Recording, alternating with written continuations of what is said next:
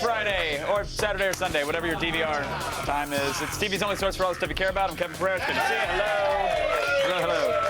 And I'm Candace Bailey. We're coming to you from the G4 Studios in Los Angeles. OM gosh, what a show today. What a Jamie show. Alexander from Thor. Gonna be here. Gonna reveal even more about herself in a totally new interview. We'll also discuss cookies. Are they chocolate chip? You'll have to tune in to find out. Okay.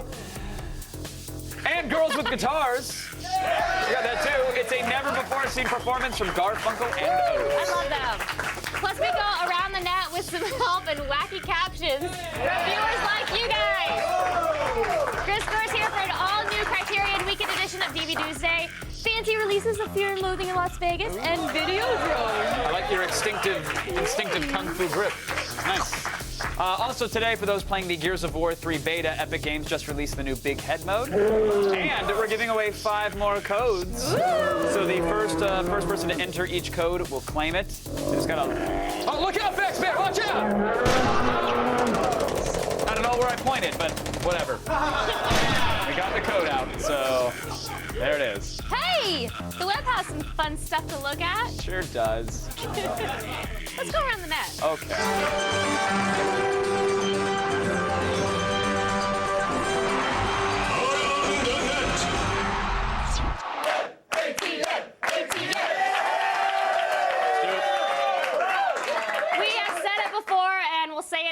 When you go outside, you put your life at risk. Yeah, the guy in today's number 3 item, he decided to take his snowmobile up to a remote snow-covered peak.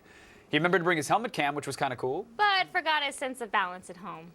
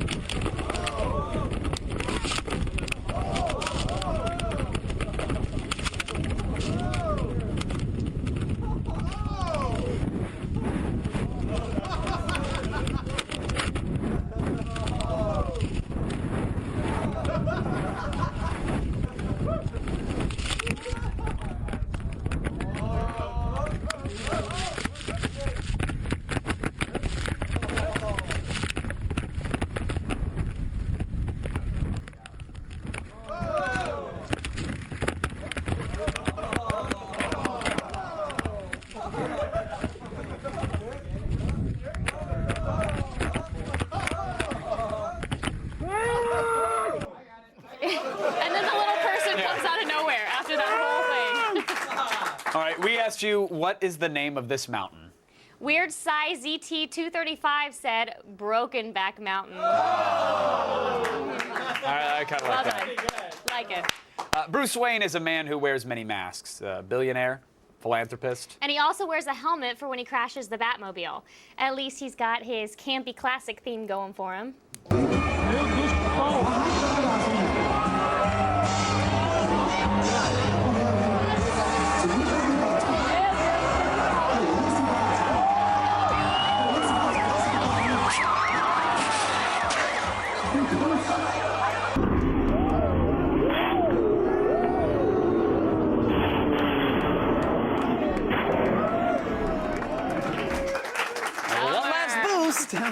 Smash.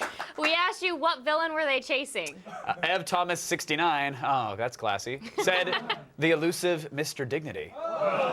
JT Stretch K said Poison Ivy's sister, Road Rash. All right. But Jamin Lee said Two-Face, Too Furious. I like that. I actually like that one.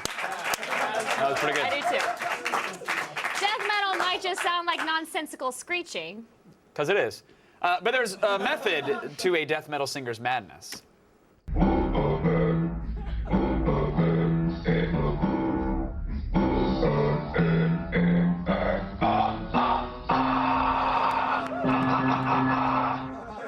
All right.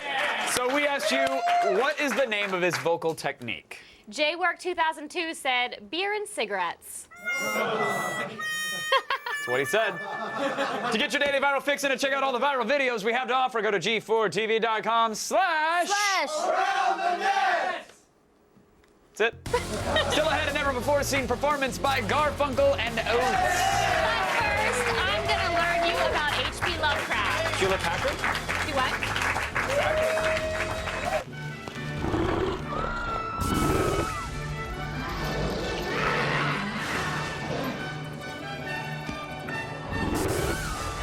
This program is made possible by a grant from the G4 Corporation. Oh, God, I can see forever! Hello, and welcome to my den of cosmic horror. Oh, that was right in my ear. It's okay. My name is Candace Bailey, or for the Lovecraftians out there, Cathandis. Today we're talking about one of Lovecraft's earliest works, Dagon. Dragon. No, Dagon. Dragon. There's no R, look at the card. I can't. Me eyeballs were sucked out by an elder god. Oh. Okay, well, there's no R. And I've been misspelling it all this time. Anyway, Dagon was a short story first published by H.P. Lovecraft in 1919. It's about a man lost at sea who discovers a massive fish god worshipping a giant white monolith in the middle of the Pacific Ocean. The fish god's name in the Bible? Dagon.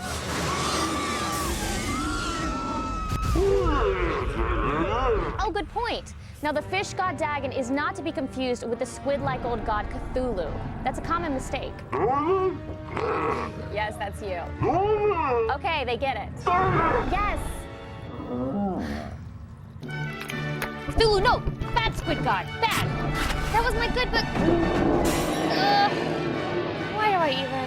Oh, forget it.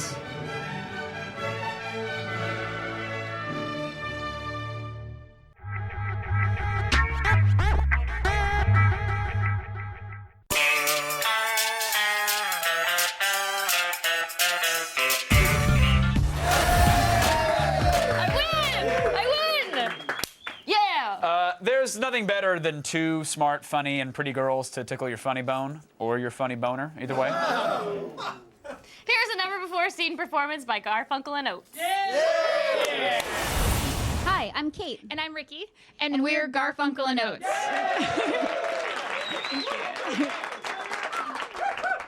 So Ricky was dating this guy, and everything was going really well, except he always brought his friend along. Mm-hmm. And every time we went out, I thought that was going to be the time he didn't bring Steve with him, but I was always wrong. Yeah.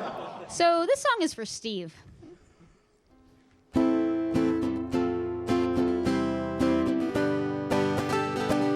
Candlelight and moonlight all around us, I look into your eyes. You hold my hand underneath the table, and I can't disguise the way I feel. I could have wished 1,000 wishes for this night. I can't believe that it's finally me and you and you and me, just us and your friend Steve. Do-do-do-do-do-do-do, Steve. Do-do-do-do-do-do-do, leave. What's the deal with your friend Steve? Oh, hey, how's it going? You took me out for waffles and to the movies. I was hoping for romance. You even took me to the Mexican circus. I thought there was a chance we'd be alone. I could have wished 1,000 wishes for Steve to disappear. What the F's your effing problem? Why is he always here? Do-do-do-do-do-do-do, Steve. Do-do-do-do-do-do-do, go away. What's the deal with your friend Steve? Oh, hey, how's it going? It's not that I don't like your friend, but how many hours with him can you spend? And it's not that I don't think he's great, but it's only you. Only you, I wanna fillet. Are you gay for Steve? I think you may be, and that would be alright. But let a bitch know just what your steez is, so I know if I should shave tonight. I could have wished 1,000 wishes, cause I like to be with you. But if it's always me and you and your friend Steve, there's nothing I can do, Steve. Do. Why don't you just go be with your best friend and boyfriend, Steve? Thank you.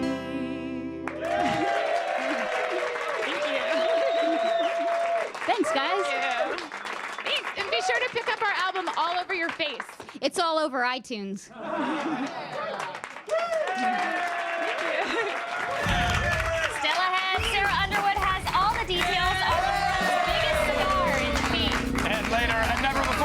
Jamie Alexander interview. But first, here's the Colombiana trailer starring Zoe Saldana. It's in theaters September 2nd this year.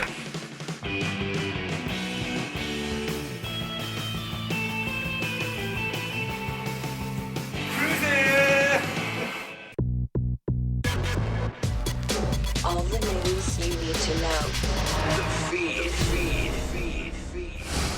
I'm Sarah Underwood. It's Friday, May 6th, and here are your top stories. It is sad that it has come to this, but Chinese iPad factory workers have been forced to take a pledge not to kill themselves. At least 14 workers at one iFactory in China have committed suicide in the last 16 months because of the high-stress working conditions. In response, the management has forced employees to sign a document that states they will not attempt to kill themselves. And if they do, their families are prevented from seeking damages. Wow, stay classy Chinese factory owners, right? Eek. A woman in Dubai is suing her husband for lack of sex. Yeah, poor lady, right? The unidentified woman wants $12 million. Okay, crazy lady. In damages because her husband, who suffers from erectile dysfunction, did not consummate their marriage for over 4 months. Eek. The husband is apparently a prominent and wealthy businessman in the United Arab Emirates, so maybe the wife is trying to shame him into paying up? I don't know. Either way, this is a great argument for sex before marriage. Yeah. And finally, a Cuban man has set a new Guinness World Record for rolling the world's longest cigar. Yeah. The 268-foot stogie was handmade by a guy named Jose Cairo, who clearly has a lot of time and tobacco on his hands. Nearly the length of an American football field, or about 650 regular-sized cigars, Cairo's creation took over a week to roll and breaks his previous cigar record of a measly 148 feet. So congratulations on your world record, sir, and your imminent cancer. I'm Sarah Underwood, and you've just been fed. Now back to Kevin and Candace. Thank you, Sarah Underwood. I love that he broke his own record. Yeah. Who else would do I'll it? show me. Except for the iPad, nobody has made a gadget that will rate itself and tell you if you should buy it. Oh, that's why we need Gadget Prawn, Candace. True that.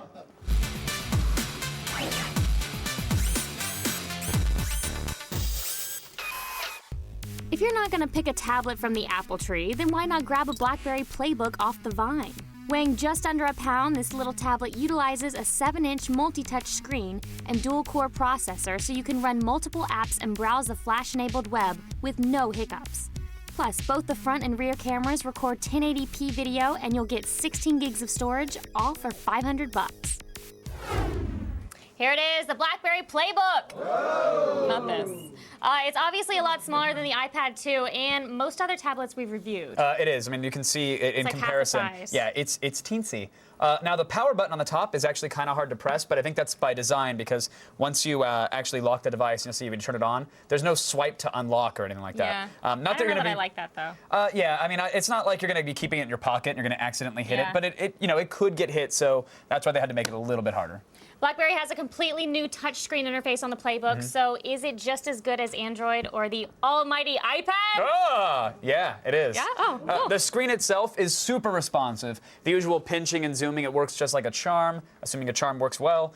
You can move the icons around in the menus. There's not a whole lot of customization, but you can change your wallpaper, so that's kind of Ooh, that's spiffy. standard. Yeah. Okay. How fast can it launch apps and switch between them? Really fast, and this is where the Playbook truly shines. It's incredibly similar to Palm's WebOS, which only 3 of you understand what that means because you made the mistake and bought that phone. Applications launch in little windows, and you can switch between them right there. You can see those are all running applications all at the same time. We liked WebOS, actually. We really like this as well. And in order to get back to the home screen or switch between apps, you have to actually swipe from the edges of the screen. And at first, it seems a little odd, but it turns out to be a really elegant solution. They don't need to add dedicated hardware buttons. So here I can tap right on into an app, and then again, I can swipe from the bottom, scroll through and say, oh, that's the one that I want there. You can swipe from the top and get menu options for that, or even switch between apps by swiping from the outside. and you can go between fully open apps. Seems very easy. It is really easy, and it even works like if you rotate and go into another display mode, it orients the menus as well. So kudos on the playbook there. That's pretty sharp. The Playbook's web browser supports Adobe Flash and HTML5, so will you be able to browse every site on the internet? Every site? Really? Probably-ish. Oh, yeah, when comparing it to an Sound Android excited. tablet, well, here's the thing. It'll load Flash-heavy sites just as fast as an Okay. Android tablet, and it actually feels smoother when navigating. Pinching, zooming, opening different tabs, it's all incredibly quick. The only problem here, it's only a 7-inch screen. So obviously, with a larger screen, there's less moving around on the page. But with a larger screen, then you're talking about degraded battery life, etc. Yeah. So. Now, it also has a 3-megapixel camera on the front and a 5-megapixel on the back, and they both record video in 1080p. Oh, it's fancy, huh? It's awesome.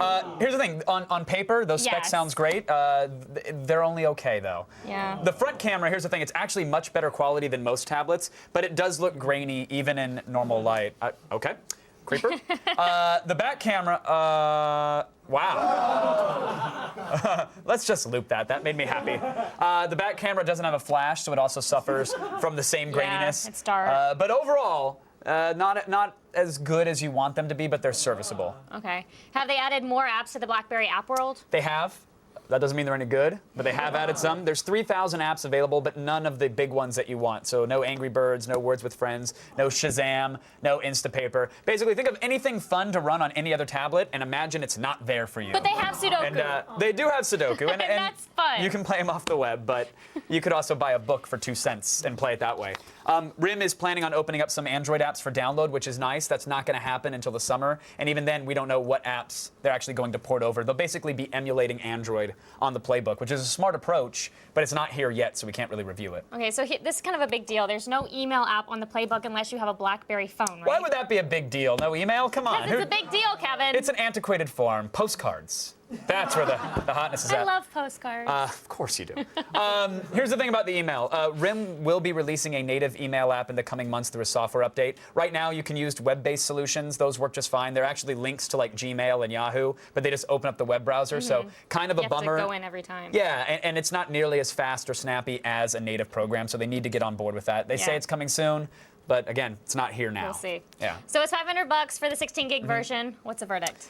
3 out of 5. Even though we think it's one of the slickest tablets we've used, the lacking of email and apps, it just hurts it. Once RIM fixes those problems, this is easily a 4 out of 5. So, Nice. Yeah, Playbook's fun. Check it out. Well, that's it for today's Gadget Prawn. But if you have a gadget you'd like to see us rate, email us at gadgetprawn@g4tv.com.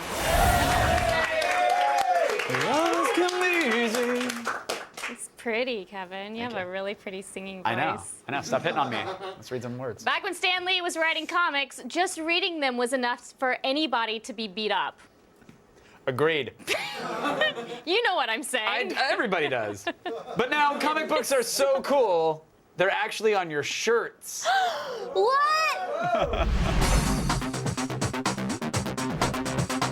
I'm at the launch of the new Marvel and Stizzy clothing line where people are literally fighting over these shirts. Smiles not included.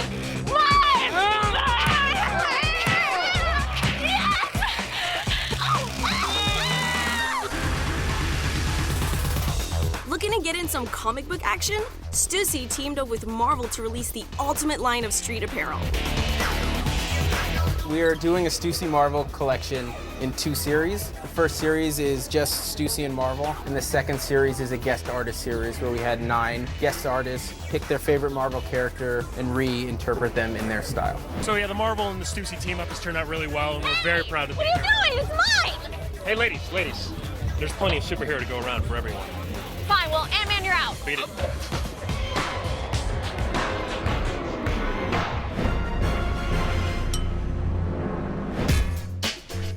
Stussy asked me to do a t-shirt based on my favorite Marvel characters, and my first choice was the Fantastic Four, but somebody had already taken that. So I said, well, can I do one of the Fantastic Four and his girlfriend? And they said, sure. So I picked Johnny Storm, the Human Torch, and this is Crystal.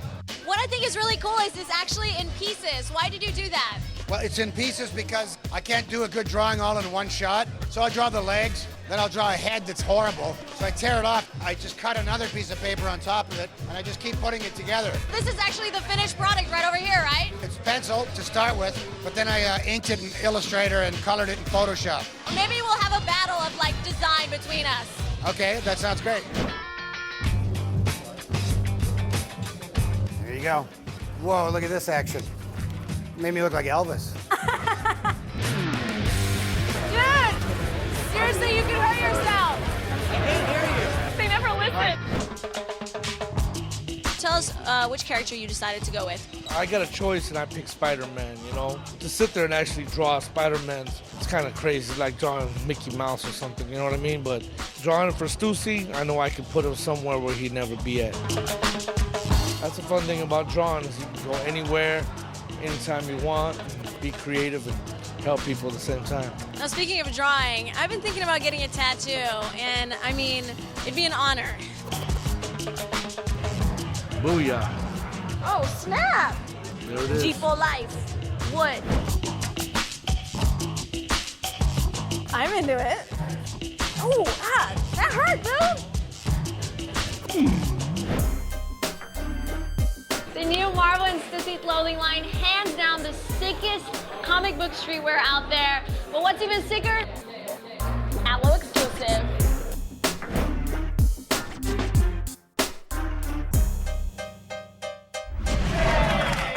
What? Yeah.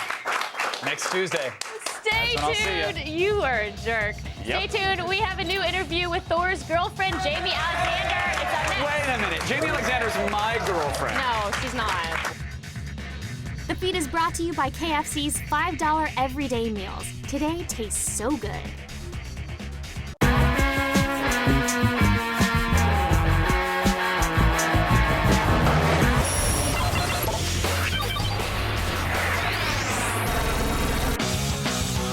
When it comes to national defense and security, troops are using the newest military tech as backup in the land, sea, and air. This week, it was revealed that U.S. Special Forces took down the Taliban leader, Osama bin Laden. The Black Ops soldiers used are members of an elite Tier 1 group of Navy SEALs known as Team 6. The Naval Special Warfare Development Group selects only the best Navy SEALs for further intense training to become a Team 6 member, where it's reported that nearly half of those candidates drop out. These Team 6 members exist outside of our military jurisdiction and international law and are assigned to highly classified missions. With the approval from President Obama and headed by the Joint Special Operations Command and the CIA, 30 to 40 Team 6 SEALs raided bin Laden's compound in Abbottabad, Pakistan. Details are on a need-to-know basis, but it's believed that a combination of forensics, biometrics, and top-secret tech was used to confirm the terrorist location. Even though the government won't confirm that there is a Team 6 or reveal the technology used for this operation, we know they're ready to go when the government needs them. But it's not just the ground forces that need backup. The U.S. Navy wants to take down enemy craft with freaking lasers! The Navy's solid-state high-energy laser system is a joint project between the U.S. Navy and Northrop Grumman. Capable of generating a 100-kilowatt laser and providing a protective perimeter of 1,000 meters, this weapon was placed on board the USS Paul F. Foster, a decommissioned destroyer, and was integrated with the Navy's radar and navigation systems for increased accuracy. In this recent demonstration, a remote-controlled boat was targeted and disabled when the laser set the engines aflame within seconds, proving that this weapon system is quite operational. And ready for full development, the Navy plans to equip 8 classes of ships with this laser system within the next couple years and give the fleet a new line of defense against small ships, aircraft, and scurvy pirates. Pew pew! And finally, up in the skies, Lockheed Martin and Cayman Aerospace are giving troops air support with an autonomous payload helicopter. The K-MAX is an unmanned multi-mission aerial vehicle capable of transporting massive payloads of up to 6,000 pounds. It's equipped with twin rotors for increased lift and uses a special 4-hook carousel for picking up and dropping cargo, while traveling at speeds of 115 miles per hour with a 100-mile range. At a recent test demonstration, the K-MAX made 16 deliveries and set a milestone achievement by lifting 4,400 pounds at an altitude of 10,000 feet. Lockheed Martin hopes that within the next 10 years, autonomous aircraft such as the K-MAX will be able to resupply troops in the battlefield without placing pilots in danger. So no matter if we're on land, sea, or air, troops are saving lives with the latest military tech. Applause. Cue Candace. Thank you, Kevin. You're welcome. Thor is in theaters now. Has anybody made a Hammer Time joke yet? Hammer Time! Stop looking at my boobs. Stop smacking me in the nose with them.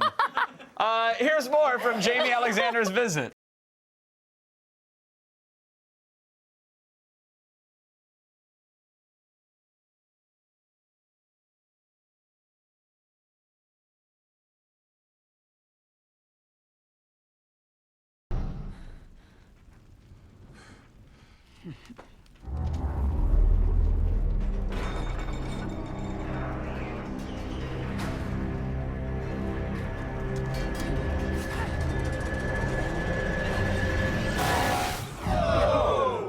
Jamie Alexander, everybody. Welcome her with loud noises. Thank you, thank you. Did you enjoy yourself at the premiere? Did you even go to the party at all? I did. I went to the after party and got to hang out with Anthony Hopkins. It was awesome. Nice. Yeah. And you pulled the, oh, sorry, Anthony, sorry, Stan. I got a combo in the freezer to get back to. Exactly. I know. I was like, too bad, you guys are busy or whatever and married and all that crap.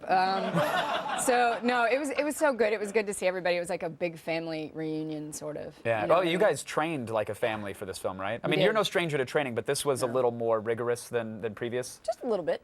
Just a little bit. Define little bit. Yeah. Well, I trained for 3 months before shooting. Lots of stunt training, weapons training, weightlifting like crazy. Really? I think I got up to curling 25s, which was, because I'm a man. Yeah. I pass those on the way to the pink foam weights. Like that's, right. That's all I do. This looks the same. Yeah. I mean, but we did a lot of that, a lot of yoga, and we actually did martial arts together every morning, 5 days a week for like a couple months. Yeah, Kenneth Branagh really wanted us to form a bond together, and we did, and I got teased a lot, and that's okay because I made them bleed. Wow, that's your response? Yeah, They verbally joust and then you just sucker punch them right in the mouth? Would you like some? I'll give you some. It's your own. Take it back. What about like nutritionally? That must have been insane because you can't just have the one side of the training. Yeah, no fat tyrant pizza. Right. No, it was funny because at first, I was eating like fish and broccoli and all that other crap and brown rice. And, stupid base of the food pyramid. Get out of here with your healthy bits. Sugar? But yeah, I was eating that at first, and then I actually dropped so much weight that Ken Branagh was like, "Look, we don't want you getting any thinner." And I was like, "I don't know what just happened." I was like, "I don't know how I did this." And so then my diet was again. Our caterers would make these awesome cookies at lunch, and I would eat them like religiously. And then my trainer would show up and judge me. But yeah, I had to pack on more weight. That didn't sound grueling at all. Like, oh, no, it was really rigorous. No, we had delicious raisin oatmeal cookies. And there was lots of chocolate. Lots of milkshakes. Yeah. No, it was like that. And then was the trainer constantly on you? And kind of. He actually had me wear this device called a body bug. Where that's something they removed from you when you're in the Matrix. Exactly. Like so. No, it's funny. It went, yeah, right. It went on my left arm and it monitored how many calories I was burning, how many steps I would take. Yeah, and then I had to plug it into my computer every night, and it would send him an email. And about like how much I had burned, and I was getting up to burning over 3,000 calories a day. So he was making me eat about 2,500 calories a day or more, and. It was awesome because it was like, it's science, really. But does he work for Skynet? Like, what is this trainer? I don't know. I think he's like a trained assassin or something. I have no idea. Thank you so much for coming on the program. And you're fantastic in Thor, by the way. You're really great. Jamie Alexander, everybody. Since Monday's Attack Hearts Japan show, we've actually been holding charity auctions to benefit Japanese disaster relief. Right now, you can bid on an autographed cell phone prop from our old set for just over $100. All proceeds go to the American Red Cross. Yeah, we got a bunch more too. Also, a one-of-a-kind framed Ninja Warrior T-shirt, signed by all the Ninja Warrior All-Stars. Look at that. Oh, that's a dirty word right there. That is not. It's an autograph. Probably not. Probably, you're right. The chance to run the actual ninja course, or you and your buddies can pool your money and have Sarah Underwood come to your house to shoot the beam. Yeah. I'd say go for that one. That's a go sandy to g4tv.com/Japan and bid now on all of our auctions. And now, over to Sarah. Most elections are a waste of time and open to fraud. But, yeah? You guys are, okay, but not ours. Woo, no, cheer for that.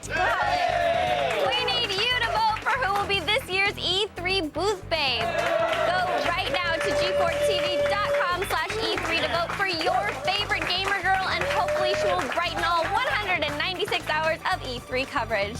Stick around, an all-new weekend edition of DV Doomsday is next. Chris Gore reviews Criterion Special Edition, so stick around.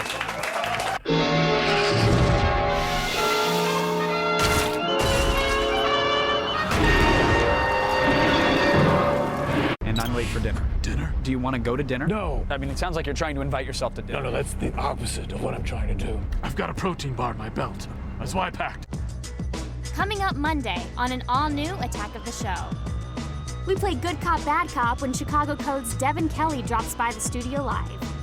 Then we'll review the Android Acer tablet on Gadget Prawn. It's got a 10-inch touchscreen and shoots video in 1080p. And Blair Butler brings the best Thor stories ever told, plus a skin-crawling Joker collectible in fresh ink. See it Monday.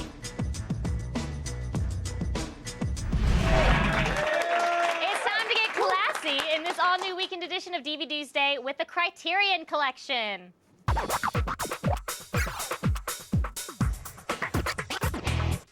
Woo! Welcome back, film expert Chris Gore. Thank you. Thanks, Candace. Thanks, everybody. Hey, Chris. Okay, so Chris, why is the Criterion Collection a favorite among film lovers? Well, you will never find another version better than one that Criterion puts out in terms of the transfer and the extras, bar none. Awesome. The greatest version ever. Okay, all right. So what do we have first? First, we have Fear and Loathing in Las Vegas. Okay, based on the book by Hunter S. Thompson, what makes Fear and Loathing worthy of the Criterion treatment? Well, this movie really does sort of reflect the insane mindset that book the book puts you in. The movie really reflects all that, just in terms of the graphics. It's directed by Terry Gilliam. Everything is like over the top, including Johnny Depp's performance, which is crazy because pretty much everything Johnny Depp does is over the top. So this is over the top even for him, and he's bald in the movie. It's funny. Really? He tried to make himself look really ugly and unattractive, and I think he succeeded. Along with Benicio del Toro, who had milkshakes for months so he could beef up and gain an extra 50 pounds for his role. I want milkshakes for months. Yeah. All right, what kind of special features are we looking at? Well, there's a great commentary on there, because you rarely hear actors of Johnny Depp's caliber and Benicio del Toro actually appear on a commentary. He's on it where he just throughout the whole thing? He does a commentary. There's another commentary by Terry Gilliam, but you really learn sort of that the set was insane. They made this movie for like no money, and the set, there was just this sort of chaotic nature, and also the fact that like they wanted a visual director like Terry Gilliam. I mean, they wanted the visuals to kind of reflect that sort of bizarre, drugged out state, because it's about doing drugs and going to Vegas. Yeah, I know. So really wanted to. I mean, the extras are just so incredible. It's like taking a class in Fear and Loathing. Cool. Okay, so what's bottom line? Bottom line is buy it, folks. Buy Fear and Loathing. What's our next DVD? Next one is Videodrome. Videodrome. Yeah. This is the twisted cult classic from 1983. That's the year after I was born. What's the deal with Videodrome? Yeah, well, I mean, it's about this sort of pirate TV show that shows a lot of really creepy, weird stuff. What kind of weird, creepy stuff? Stuff that you find on the internet today. That's how creepy.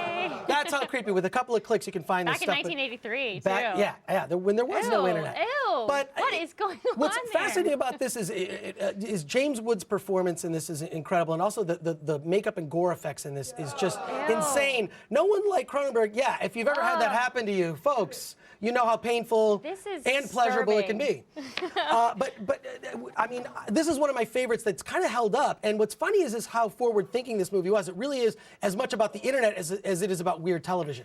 Well, how are the extras? Extras are amazing. And what I like about it, there's like a behind-the-scenes documentary with David Cronenberg. And in most behind-the-scenes, everybody glad hands. And it was so great to work with so-and-so. It was so great to work with so-and-so.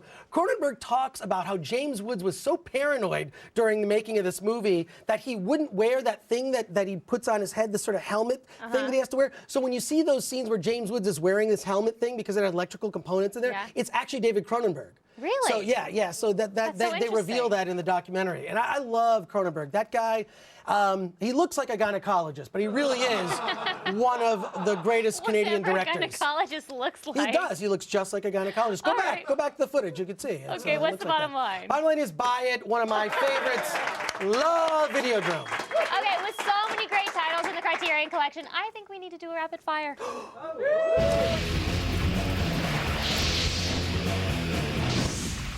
Can I get 42 seconds on the clock, please? Ready, set, go. Oh, okay, we've got Brian De Palma's Blowout, which is one of Travolta's best performances. It's amazing. There's an extra movie on that. Wes Anderson's Bottle Rocket, which also includes a 13-minute black and white short Bottle Rocket that the feature's based on. Then you've also got Something Wild.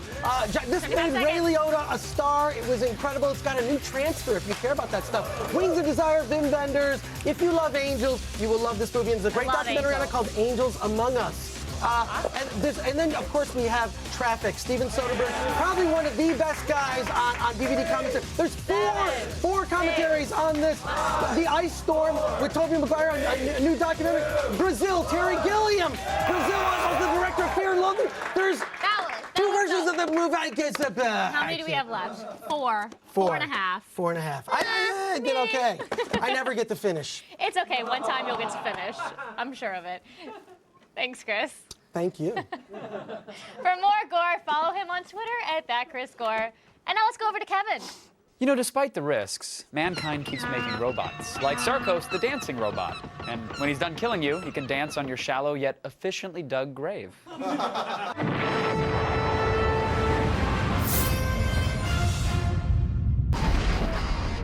Let's face it, robots can do just about anything. Build stuff, destroy stuff, and now they're learning to dance their metallic asses off.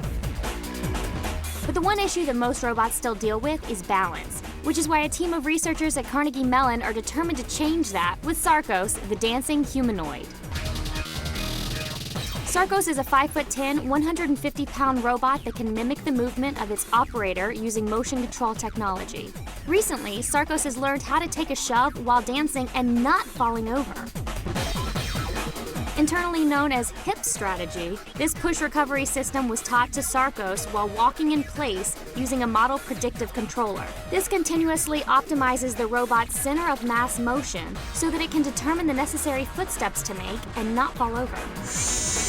The idea behind robotic balance control is to avoid fatal mishaps caused by an accidental shove and avoid damage to the robot.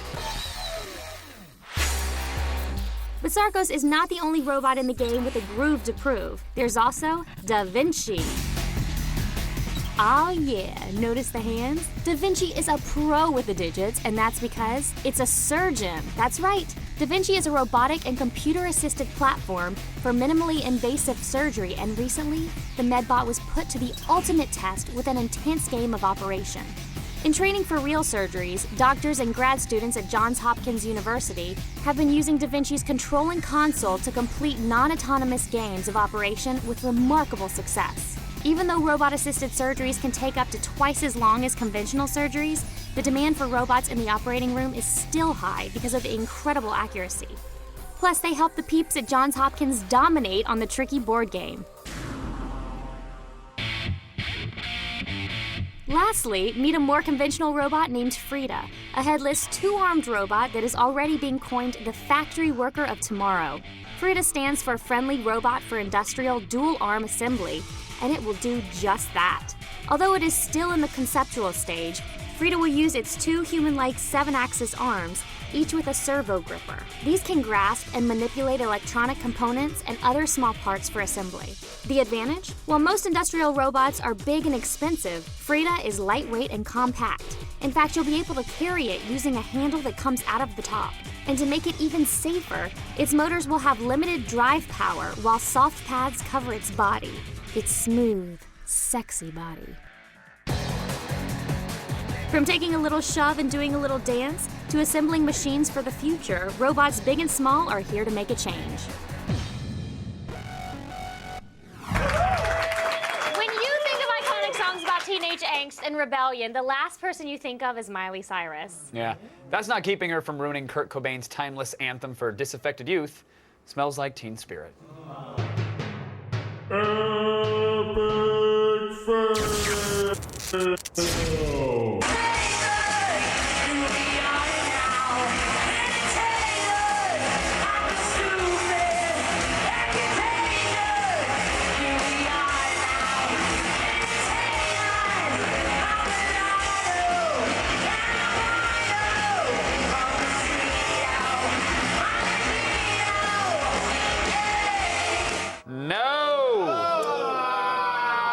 Dear Miley Cyrus, stop destroying Kurt Cobain's legacy. Yeah, that's Courtney Love's job. Yeah.